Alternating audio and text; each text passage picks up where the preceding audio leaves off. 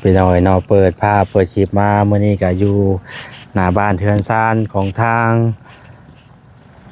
อันสาวทองมีพี่น้อยเนาะบ่ได้มาแต่โดนตัวเนาะก็ยังคือเก่าคือเดิมพี่น้อยเนาะนี่แหละมาอัปเดตถ่ายให้พี่ให้น้องเบิ่งบ่ได้มาเยี่ยมยามแต่โดนเนาะต้นหมอกม่วงเพิ่นก็เขียวบ่ได้บาดนี้เนาะโอ้ตัวยังคือเก่าคือเดิมพี่น้องเทือนซานร้านแป้นเพิ่นก็ได้เนาะยังเปลี่ยนคือเก่าแต่ว่าเพิ่นใส่กุญแจไว้พี่น้องเอ้ยเนาะกุญแจไว้เบิ่งนี่คือสิอยู่เตาถ่านเพิ่นเนาะเพิ่นคือสิอยู่เตาถ่านเพิ่นแหละพี่น้องเอ้ยพี่น้องเนาะตอนนี้ก็มาฮอดเตาถ่านแล้วเตาถ่านคือเก่าฮ้อนคือเก่าเพิ่นก็ได้เนาะโอ้โดยสบายดี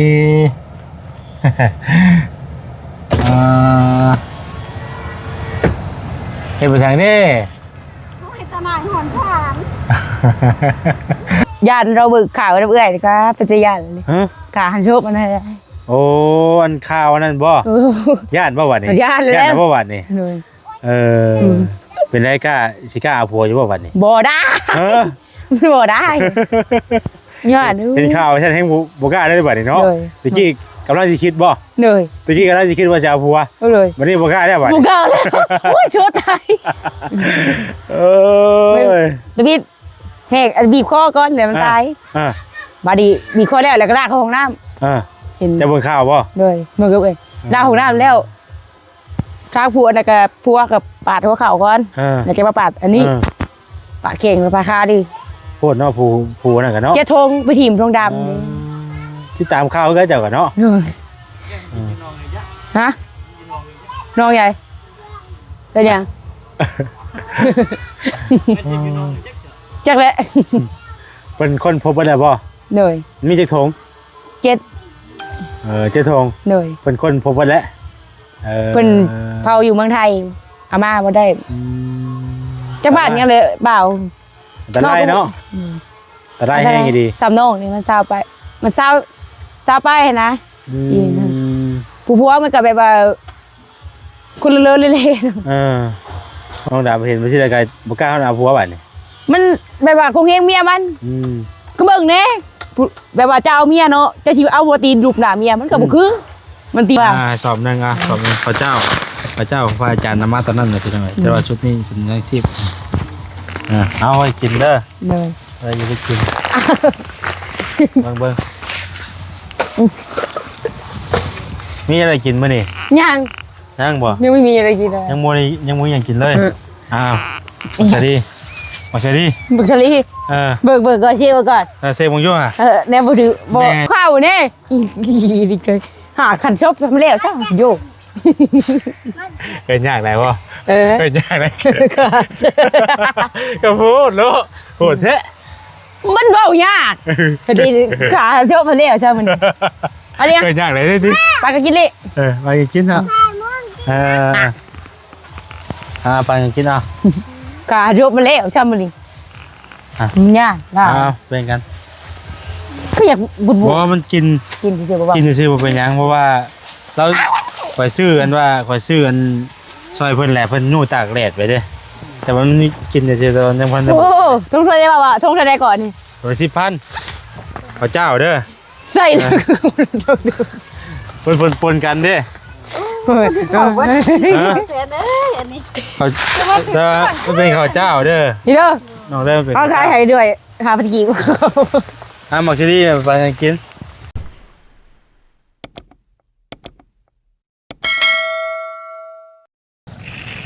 พี่น้อยเนาะเปิดภาพเปิดคลิปมาเมื่อนี้ก็อยู่หน้าบ้านเทือนซานของทางอันสาวทองมีพี่น้องเอ้ยเนาะบ่ได้มาแต่โดนตัวเนาะก็ยังคือเก่าคือเดิมพี่น้องเอ้ยเนาะนี่แหละมาอัปเดตถ่ายให้พี่ให้น้องเบิ่งบ่ได้มาเยี่ยมยามแต่โดนเนาะต้นหมอกม่วงเพิ่นก็เขียวบ่ได้บาดนี้เนาะโอ้ตัวยังคือเก่าคือเดิมพี่น้องเทือนซานร้านแป้นเพิ่นก็ได้เนาะยังเปลี่ยนคือเก่าแต่ว่าเพิ่นใส่กุญแจไว้พี่น้องเอ้ยเนาะกุญแจไว้เบิ่งนี่คือสิอยู่เตาถ่านเพิ่นเนาะเพิ่นคือสิอยู่เตาถ่านเพิ่นแหละพี่น้องเอ้ยสวัสดีครับไปใช้น่ะสิเมื่อมาพี่ก่อนนี่มาพี่ก่อนนี่ว่าจะเอานี่ให้นี่ตัวผู้กินดินทรายพี่น้องเอ้ย ก่อนเนาะอึ๊บอึ๊บโอ้ยใช่ไงแท้เนาะใช่มาเข้ามาจะดีมาอยู่ฮะเอาสองธงนะสบายดีโดยไปมาเยี่ยมเพิ่นกับโบเห็นซับเนาะอุ่นเลยบ่ยังฮอดเลยบ่น่ะโอ้โดยไปเลยเอาซีดีเด้อต้มซุปเลยเด้อมาสู้กันกินเด้อ ลูกสร้างพี่น้องเนาะพอดีมาเยี่ยมเฮือนของทางสาวทองมีแต่ว่าบ่เห็นเพิ่นพี่น้องอยู่เพิ่นคือสิอยู่หม่องเผาทานเพิ่นแหละเนาะมีแต่เฮาสิแล่นรถไปก็บ่มีหยังหรอกก็มาถามข่าวตามข่าวเพิ่นเป็นจังได๋บ่ได้มาเยี่ยมมายามแต่โดนแล้วนะก็เลยอยากมาถามข่าวตามข่าวเพิ่นเบิ่งพี่น้องเอ้ย ไปพ่อกันอยู่เตาถ่านพุ่นแหละเนาะพี่น้องเอ้ยโดยไปพี่น้องเอ้ยโอ้คอนกูรู้กูกลัวแท้คนอยู่บ่อุ้ยพูดน่ะ คุยกับพ่อสร้างเพิ่นเมื่อกี้นี่แต่ว่าไปคุยเรื่องดินให้เขาเจ้าเอาดินมาถมสินะนี่ถมนี่แมนผมหมายแล้วมันบ่เป็นตะคุมันบ่เป็นตะเที่ยวใช่แล้วนี่เพราะว่าทางนี่เราแปลงเองเนาะมันจะใช่จ่านี่เอ้าทางนี่เราแปลงเองเราเด้เราแปลงเองในบัดนี้รถอ้อยรถเจ๊ก้อยน่ะมาเที่ยวน่ะมันหมุนบัดนี่มันหมุนในบัดนี้น่ะเราอยากให้เขาน่ะเอาดินมาถมเพราะว่าเพิ่นเที่ยวได้เฮาเที่ยวข้างเขาเองบ่โดนเบาเลยใช่ความหมายเป็นอย่างที่คือความหมายก็คือแบบว่ารถเฮาเที่ยวเฮาแปลงเที่ยวเองเฮาแหละวันนี้รถขนอ้อยเพิ่นเข้าไปพุ่นเนาะแล้วมันมุนทางแหละเพิ่นเอาดินมาใช้สินะเอาดินมาใช้ให้มันเที่ยวสบายสะดวกสบายสินะก็ถึกอยู่เพิ่นบอกก็ได้แม่นอยู่เนาะก็แปลงเฮาเองเนาะจริงๆแล้วเฮาแปลงเที่ยวเองแต่ว่ารถอ้อยเข้าไปแต่วันนี้ทางมันมุนเนาะทางมันมุนแต่วันนี้ทางนั้นเพิ่นก็ว่าสิครับเอาดินมาใส่ให้สินะเห็นทางพีนี่แม่นบ่ได้มีอย่างดอกเป็นอะไรเอาคือเป็นนี่บัดฮะไปเรื่อยมันคือขึ้นได้แม่บ่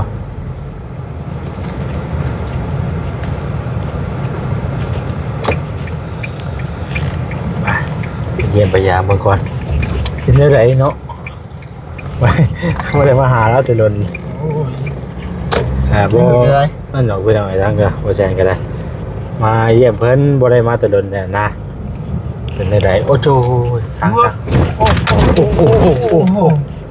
มาถึงเปลี่ยนยอดนี่บ่ไปเบิ่งน้ำกันพี่น้องลำก็คืออยู่หั่นแหละเนาะบ่ได้มาแต่ถึงแล้วเมื่อเติมเลยเนาะเอาไปหน่อยเนาะตอนนี้ก็มาฮอดเตาถ่านแล้วเพิ่นก็เผาเท้าเพิ่นก็มาเผาถ่านคือเก่าฮ้อนคือเก่าเพิ่นก็ได้เนาะโอ้โดยสบายดี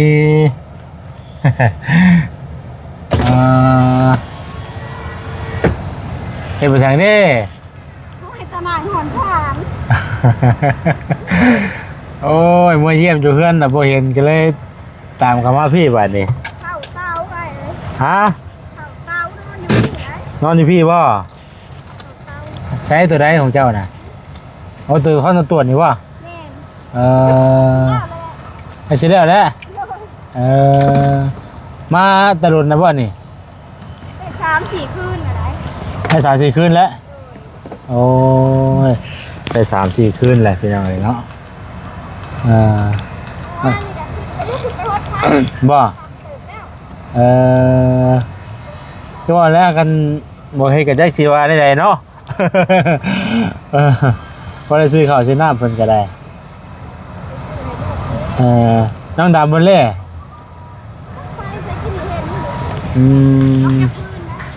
เก็บพื้นบ่จอดไว้นี่ได้บ่รถมีผู้ป้าอยู่บ่เดี๋ยวจะว่ามีรถมาอยู่บ่มีบ่เดี๋ยวสิลงไปก่อนคือ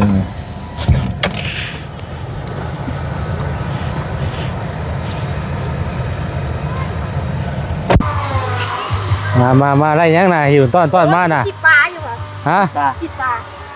ถ้าเป็นเห็ดตายยังน่ะคิดอยู่ไสพี่น้องไปเลยบัดนี้ที่ยังไปได้เลยบัดนี้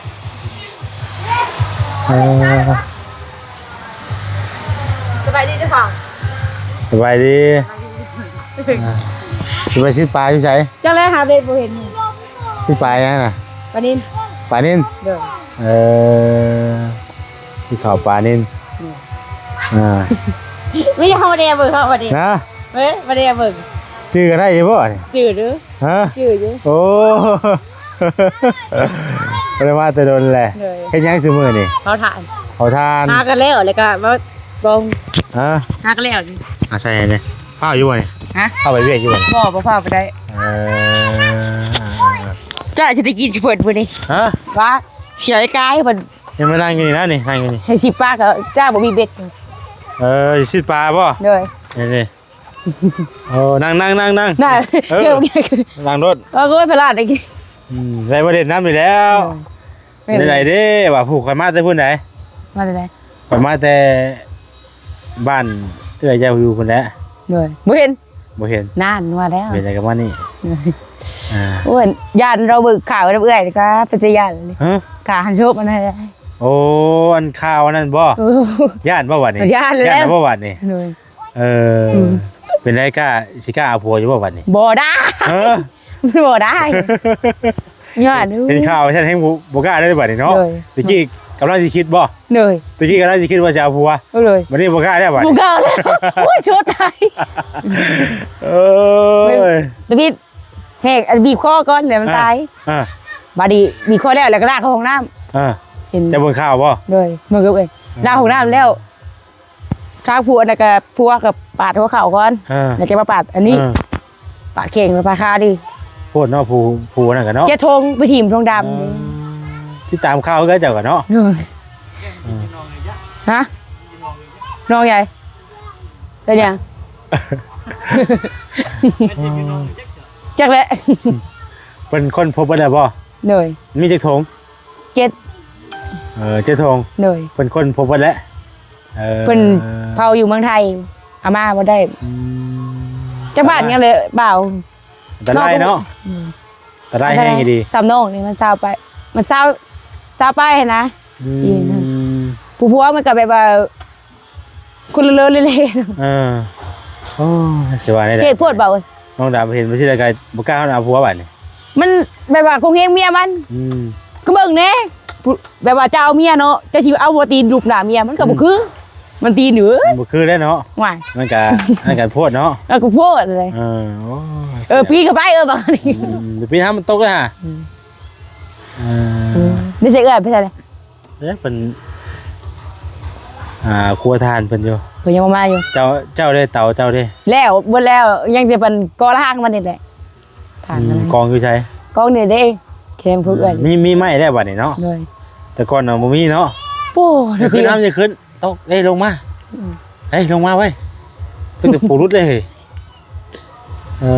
เป็นตาญาตินี่รีบ่ แต่ว่าทางง่ายแล้วก็มาอยู่นี่บ่ เลย แล้วก็เที่ยวไปเที่ยวมาว่าเลยกับเมืองว่าภาคซะแล้ว วันนี้น่ะเรามานอนอยู่พี่บัดนี้เนาะ ได้เรียกทันแล้วก็เมืองนอนพุ่น ถ้าเมื่อใดว่าเวียกบ่มีก็ อย่ามาเด้บ่ขึ้นนี่ บ่ใส่ส่งบ่ได้เด้อ บ่ได้ ต้นทำเลยเหรอ คือว่าเช้าผัวปัดว้าวเห็นปกติกูอย่าเด้อ เอาบางเทื่อมันก็บ่คือกันเบิดเลยจ้ะ บ่ได้ขาแล้วมันถ้าแบบน้องเขาถามมาน้องเพิ่นบ่ฮู้บ่จักมันนี้แล้วเทวตัวเองขาได้เห็นแล้วรับล่อไปได้เปล่า ไอ้ทำท่าว่าตัวเองบ่ให้ค่ะ เลย เอาแฉน โดย อย่าผัวแต่ขมิ้น ใช้มา น้องเบิ่งโทรศัพท์ผัวแต่ เรามาชัมผัดโดยตรงนี้ ว่าก็ไปเวียกกันแหละ เพิ่นก็เว้นนะผู้นึงก็โอ้ยบักหน้าเฮ็ดดีเฮ็ดมาเพิ่นอยากบวชได้ให้เขาเนาะบวชยังจะคู่ก็สิบ่ฮับเขาว่าเป็นขาดคือคุยจัง โอ้ ได๋ ยบ่กล้าหรอกบ่ซั่นน่ะ เอาอยากบวชดิอยากบ่ให้แย้มก็อย่าเด้อเขาว่าเขาด่าเซี่ยวๆบอกอันนี้อีนายอันนั้นว่าโพสนั่นแหละเฮ็ดบ่เป็นหยังนั่นนี่โอ้ยเขาจับเพิ่นแล้วทุกทายเขาบอกชื่อว่าเพิ่น จับแล้วว่าเขามาให้บวชดอกแต่ลายโพด อันตรายก็ว่าอีนายน่ะก็ว่าโพสให้ได้อีนายหาก็ได้เฮ็ดบ่เป็นเฮ็ดบ่จักสิว่าได้ มันแล้วเขาจับเพิ่นเขาว่าต้มๆอย่าพาคุกอย่าพาเขาคุกเด้อเขาว่ามาชอบอีนายนี่ก่อนเขาโยจริงเป็นได้ยาก ยงอันนี้ก็เบิ่งติดตามตลอดเลยเนาะ เห็นอยู่ในช่องเปล่า ฮะ เห็นอยู่ได้ทักมาเลยโทรศัพท์น้องดิน้องซื้อ เห็นบ่เจ้าได้โทรศัพท์ใหม่แล้วบ่ เลย ได้ถึงบ่ได้ โอ้ยซื้อเอาเองเลย ซื้อเองนี่ เลย มีโทรศัพท์บ่บัดนี่ เลย เท่าไหร่ฮะ จักลืมเลย เออ โอ้ยเนาะ เออเห็นได้บัดนี่ ก็เบิ่งมีแต่ บ่ตัวใหม่บ่ เบิ่งว่าเขาได้ติ่งมาเบิ่งพอเซตโอ้จื้อได้เว้ยว่า อืม อีอันนั้นเนาะก่อนว่าสิพี่กันหันแยกนี่คนละบ้องเฮ็ดงานน่ะนะในปากกันน่ะบ่ยอมแบบหึงหาได้ปากกันน่ะนะเปล่ามันเป็นคนเคืองแล้วว่าปากกันน่ะเงาอีแต่จักสิมาอย่างยังว่ามาโง่เอามันก็ตายตัวมือวันอาทิตย์นั่นแหละ ทางเป็นเนาะ ฝากเป็น คือว่าแล้วพี่น้องมันก็เป็นข่าวเป็นข่าวถือว่าเติมนึงแหละเนาะที่ว่าคนลาวไปทำงานอยู่ฝั่งไทยพี่น้องเนาะไปแล้วก็ไปโอ้เนาะเฮ็ดสิ่งบ่ดีปานใดเนาะกับบวชเขาว่าบวชจักเฮ็ดบวชพี่จังก็ว่าอยู่ครูจะสิบ่ฮับเอาเขาว่าไว้วันอย่าไปขายอย่าครู แกสิได้บุญนำสิบ่เนาะ จ้ะบ่ได้ด้วยเอาเพิ่นว่าบ่ได้ตั้งใจเฮ็ด โอ้ย โมโหซื่อ เอาแชนมาเล่นเจ้ามาบอก ๆจักเพิ่น มือเล่นเจ้ามาบอก เพลงมึงว่ามึงยังฉันแท้ มือนี่มือเล่น เพิ่นว่าดีใจขึ้นยืนครั้งแรกโอ้ยดีใจแล้วเขาจับเพิ่นไปอันสืบประเด็นคดี ดีใจได้ขึ้นอยู่ สืบประเด็น เนาะได้ดีใจอยู่เนาะ เพิ่นว่าโอ้กินตำกล้วยนี่คิดฮอดพ่อนี่เนาะพ่อตำแซ่บเขาบอกกินบ่ตำตีนกูมา ทางนี้ดีเนาะ เขาก็อยากให้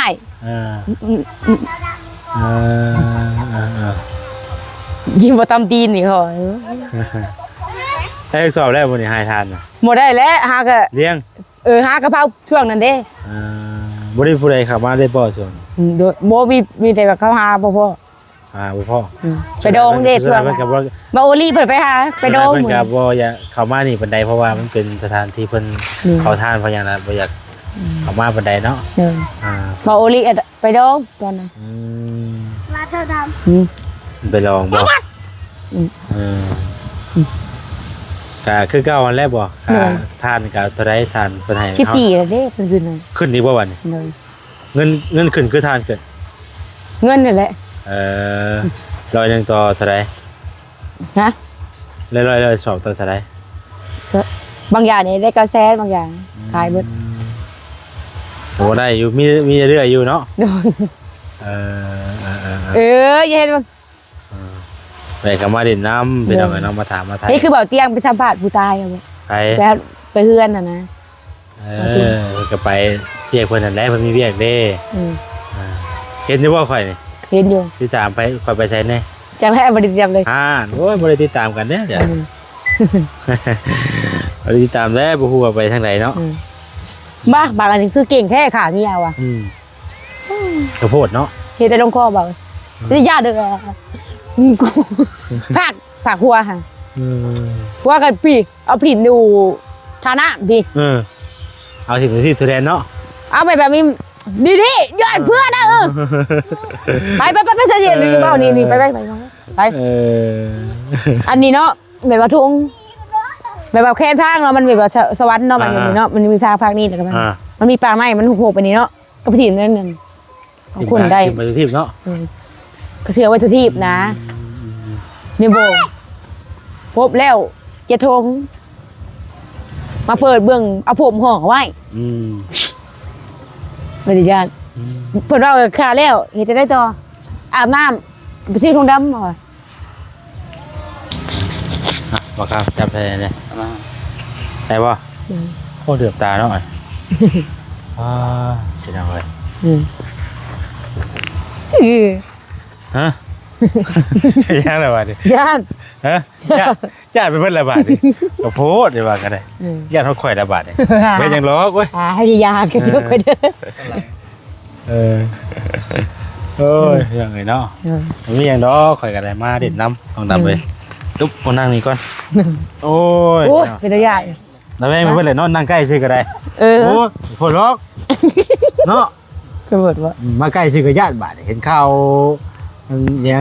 เสพข่าวร้ายก็ได้จะเลยเนาะต้องเสพมีสติได้ไปดิว่าเราบอกอย่าไปทุทีบเด้อเถอะเป็นแบบนั้นได้เขาเสพข่าวเป็นแล้วดิเนาะเสพข่าวญาติเมื่อกี้อันยังบักอันอะไรอันยังเลย ขาคู่มือคู่มาเนี่ยโอ้ โหดเนาะ จักสิโมโหพี่ยังได้กระจงพงแหวเขาคืนแล้ววะ เออ บอกว่าคอยใจ7 ล้านโอ้ย8 ล้านก็ยังว้าวดิว่า โอ้ยกับคนนั้นมันบ่คือกันเนาะเจ๊คิดว่าได้ใดพี่น้องเนาะ 8 ล้านก็ยังว้าวอะไรกี่ก็ยังว้าวนะมาขาหมูนี่ กล้าป่ะ ฮะ บ่กล้าว่าจะกัน บ่ไงบอกผมซื้อก็ว้าวใครอยากให้บวชเพื่อพี่จะได้ไปขายคู่ยี่วัดเฮ็ดได้ ส่วนบ่แห้งเนาะไปบวชเนาะ ชัวร์อยากจะบวชตลอดชีวิตเลยออกมาเอ้ยพาที่บวชเจ้าเด้ยันไปขายคู่ยี่วัด เอามาไม่ยังมื้อนี้เดียวเอาแนวให้ก่อนมาถามว่าไทยเบิ่งสิดอกของเราตัดไปมาเอานี่ให้เพิ่นก่อน สวัสดียังเปล่านะ ใช่อันว่าเจ้าเอิ้นมาเอาอยู่เอาเข้าไว้แต่ต้องมีน่ะ โอเมมาต่อแซนเนี่ยไม่เคยสอบเลย ให้เจ้าสอบนึงเอาเขาเจ้าเด้อ ใช่ครับเป็นเรา แล้วว่าจะว่าคำมาบังนี่มาฟังนี่ แต่ก็ เขาจะได้แล้วได้ป่ะ สอบนึงสอบนึงเขาเจ้าของพระอาจารย์นำมาตอนนั้นน่ะคือจังได๋แต่ว่าชุดนี้เป็นอาชีพเอาไว้กินเด้อ เลย เราจะไปกินเบิ่งมีอะไรกินมื้อนี่ ยัง ยังบ่ ยังไม่มีอะไรกินเลย ยังบ่ยังกินเลยอ้าวมาซะดิบึกทะเล เบิกก่อนเชี่ยวก่อน เซบงอยู่อ่ะ แนวบุถึก แม่เล็กน้อยเดี๋ยวเอาให้ลายทงอยู่ แนวบุถึกโอ้ แกบ่ถึกบ่ คืออยู่บ่หมักปลาได้นี่ โอ้ยหมักเชอรี่อันนี้ได้แซ่บ มันปุ่นกันบักคิรีเขียวเองอันนี้ เจ้าหมักเชอรี่แบบไหน เขียวเอง หมักเชอรี่อันสีเหลืองนะ บ่มันปุ่นกัน ซีรีส์เหล็กกับซีรีส์ขาว คนอันนี้ แกกินไหม ใช่เอ้ยเจ้าน่ะ บ่มา ผมเองเดี๋ยวสาว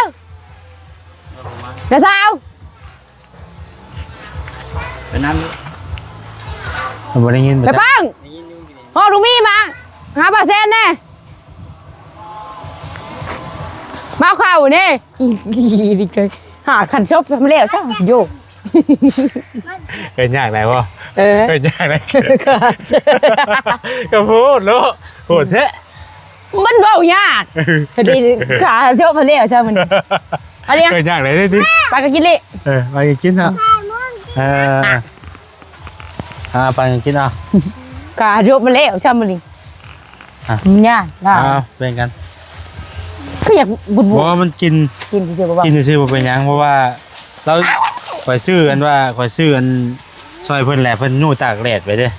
แต่ว่ามันกินซื่อๆตอนยังพันได้ โอ้ต้องทำอะไรบ้างต้องทำอะไรก่อนนี่ 10,000ผู้ใดเนาะข้าวเจ้าเด้อ ใส่ ปนกันเด้ เสียเด้ออันนี้ ข้าวมันเป็นข้าวเจ้าเด้อ นี่เด้อ น้องเด้อเป็น เอาขายให้ด้วยหาพันกีบ หมักชีรี่ไปกินมันเป็นกินที่ซื่อเด้อเพราะว่ามันกับหมักชีรี่ยังบ่ทันได้นั่นไปหรอกเพราะว่าซื้อซอยประตูต้นย่างเพิ่นเอาไปกิน บอกครับเอาเทมให้ เอาแทนมาโอ้ไปกินเอา เทมให้ เอาไปกิน เทมให้เอา กดเจอ กินแบ่งกันกินหลายคนกินช่วยกันตัวหมักชี นี่ รี่ อะไรนี่ฮะเก็บไปได้นี่ฮะ ฮะ หาเจ้า กินไม่รู้จะกินไม่ได้เป็นไร ฮะ เป็นไร จับอยู่ แค่อยู่แต่ว่า ปีไว้ดูเตียงเช้าทุกปีเห็นไหมเราเรียกเตียงเช้าเลย เอากับวันนี้กับผมไม่ยังเด้อน้องเด้อมาเยี่ยมมายามถามข้าว อย่าไปต แล้ว ก ก็เอาข้าวมาให้ได้เพื่อมาฝากมาต้อนเนาะ เข้าบอก บ่ได้ขับมาแต่โดนก็เลยมาถามข้าวเบิ่งเป็นจังได๋พักกันอยู่จังไดกินจังได๋ก็บ่ได้มีหยังพี่น้องเอ้ยนำมาถามข้าวซื่อพี่น้องเอ้ยบ่ได้มาโดน ปีเลย เนาะ เตียงเช้าไปไปดิ ฮะไปเด้อไปมาเด้มาแต่พุ่นแหละก็ไปพุ่นมาแล้วไปพุ่นแล้วบ่เห็นเลยก็เลยมาคิดว่าคือสิอยู่นี่แล้วนะก็เลยมานี่บัดนี้ ขึ้นไปบ้านนี่ก็เช้าดำให้เลย ว่าจะมานอนอยู่พี่บ่หรือว่าได้นี่ นอนพี่นอนเตา เผาเตากันเพราะว่าได้เพราะว่าช่วงนี้ก็คือสิมีไม้เนาะเพราะว่าช่วงนึงบ่มีเนาะ ช่วงหนึงบ่มีไม้พี่น้องเอ้ย ช่วงนี้ เอาเด้ มาครบอันนี้ โอ้เพราะว่าสงกรานต์ได้เพิ่นหยุดอยู่บ่สงกรานต์ ช่วงบ่หยุดดอกไอ้บ่หยุดผู้เฮ็ด บ่เฮ็ดก็เฮ็ดเนาะ โดยบ่หยุดผู้เฮ็ด เพราะว่าคันชื่อว่าเอาเลยเป็นเขาเพิ่นก็เฮ็ดตลอดเลยเนาะโดยเอาดีใจนำพี่น้องเฮาก็เฮ็ดหาไปเรื่อยๆแหละคันบ่เฮ็ดก็จักสิว่าได้ใดเนาะมันบ่มีทางบ่ได้เงินซื้อกินนั่นแหละนอนในครอบในครัวถ้างั้นอ้ายเพิ่นได้จ้ะเพิ่นก็เฮ็ดนั่นบ่ โดยเพิ่นก็อยู่โรงงานคือเก่าเพิ่น อ๋อ แต่จังว่าช่วงนี้หั่นอย่างนั้นแน่น้องหันไปเอารถมาขี่ ฮะ รถห้างขนาดแล้วเพิ่นตายป้าแล้ว แปลรถบ่ โดย รถแบบไส ก็รถเก่าเพิ่นเลยสิพาไปเบิ่ง ๆก็ลำบากเขาเละลำบาก ฮะ ลูกค้าร ถใหม่บ่ใช่น่ะไปเอาแบบไรน่ะ สาวชุดสิได้กิน ปลาเพื่อนนี่ก็เลยจะไปกิน ไรน่ะ แป้งเพิ่นเมื่อยแป้งแล้วก็ทุกคนสามารถแล้ว ก็รถเพิ่นแน่นะส่งขึ้นเพิ่น โดย อะไรบ้าง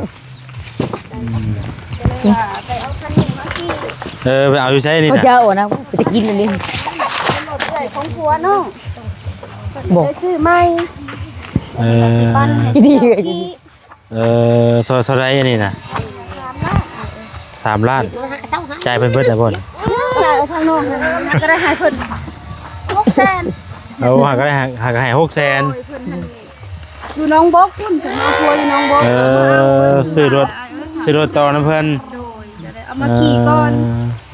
จ่ายก็หากระจายเป็น600,000ยังเท่าไรบัดนี่ ยัง2 ล้าน4 ยัง2ล้าน4พอ3ล้านเนาะโอ้ เอาเถ่าเอ้ยว่าคะแนนบ่เอานี่ก็จักสิไปเอาอยู่ซ่า บ่ได้เที่ยวไปเที่ยวมาเนาะ โอ้ยเพิ่นก็ใกล้กว่า ยังไม่ได้ถ่ายอยู่อะครับ อันเก่ามันบ่ไหว ไม่ แล้ว ถ่ายอยู่ปะ โอ้ยเพิ่นบ่ไหวเองลูกก็ว่าซื้อใหม่นะเพิ่นซื้อใหม่นะ พอได้เที่ยวไปเที่ยวมาสะดวกแน่เนาะ เจียวเขียว ยัง เนี่ย เป็นหนี้เพิ่น2ล้าน6 2ล้าน4เนาะยังเป็นหนี้เพิ่นอยู่2ล้าน4พี่น้องเอ้ยไปเอารถมาก่อนแล้วก็มาเฮ็ดเวียกเฮ็ดงานคอย ชากินดีกัน ป้อนไปเรื่อยๆเนาะ คำว่าเอาแบบนี้ก็จักสิเอาแบบใดเฮาต้นทุนน้อยเนาะ คอยป้อนไปเนาะ พอได้ตูดได้ตาดไปอยู่บ้านนี่ก็สอนเขาดำคือไปโคตรพัก ขี่กัน แต่ว่าทางเพิ่นบ่ได้มาบ่มาเฮือนก็บ่ได้ผิดปกติหยังบ่ บ่ เพราะ ลุกขึ้นได้บ่มานั่งก็ได้เพิ่นว่า ทิ้งดงบ่ อย่าว่าเพิ่นก็ยังอยู่หั่นบ่ชุมื้อนี้กะ อยู่แล้วก็ไปแหย่ไข่หมดแดงนะไข่หมดแดงคอยก็ยังดีใจที่ว่าอยู่ได้แล้วก็บ่วนได้ เราฮู้เลยเนาะเพราะก็บ่เป็นเราเฮาก็ได้บอกเลยพี่น้อยเนาะ แม่นคือว่าน้องเมื่อเอารถ ผ่านมาเฮาก็เฮ็ดสุดแล้ว ฝากไว้น้ำเขาสร้างฝากไว้เบิ่งให้ในเด้อเมื่อก็เพิ่งเติบจากเมื่อลิ้นได้เท่านั้น2-3มื้อก็เพิ่นก็บ่ได้มาวนได้ก็เลยจะว่าอุ่นใจแน่ลงมาเผาถ่านกันแล้ว พอมันก็ฮู้เลยเด้เนาะก็ฮู้เลยว่าเป็นจังได๋เสียนะเฮาก็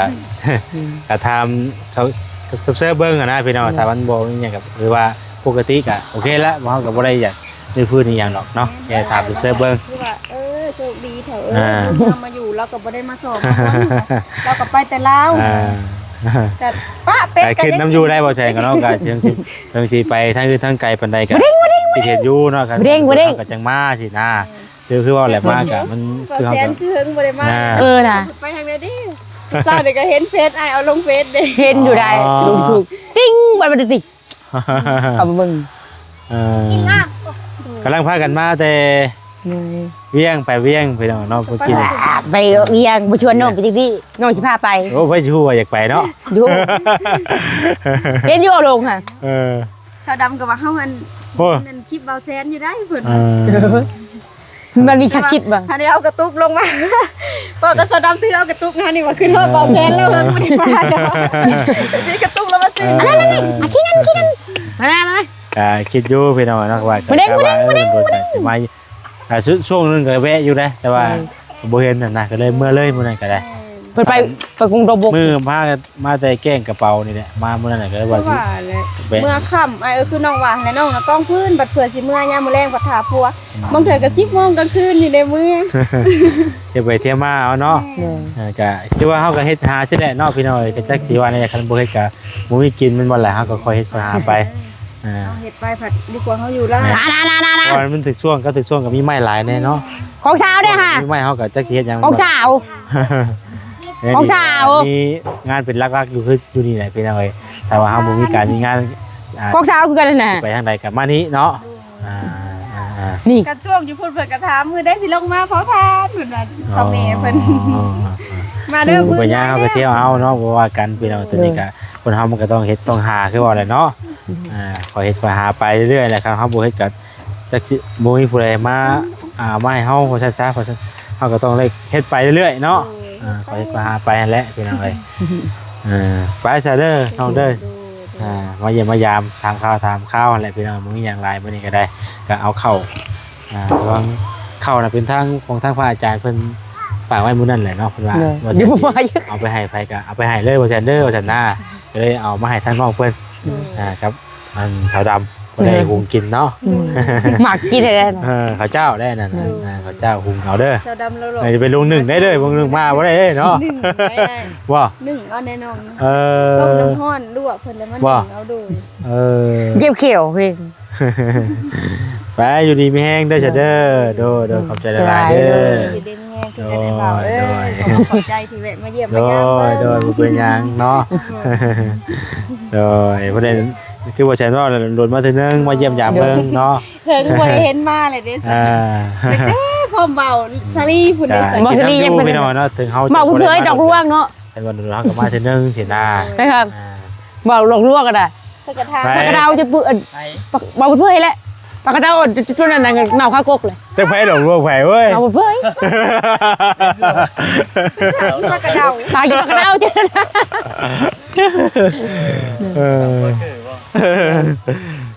พี่น้องไปขอตัวไปก่อนเด้อพี่น้องเด้อเนาะวันนี้ก็มาเยี่ยมมายามทั้งน้องๆเพิ่นกับมีอย่างไรพี่น้องเนาะมาอัปเดตให้พี่น้องเบิ่งว่าเพิ่นอยู่จังใดกินจังใดก็เลยมาเบิ่งเนาะ ตายกินปากกระดาว เอาสบายดีเด้อพี่น้องเด้อเนาะ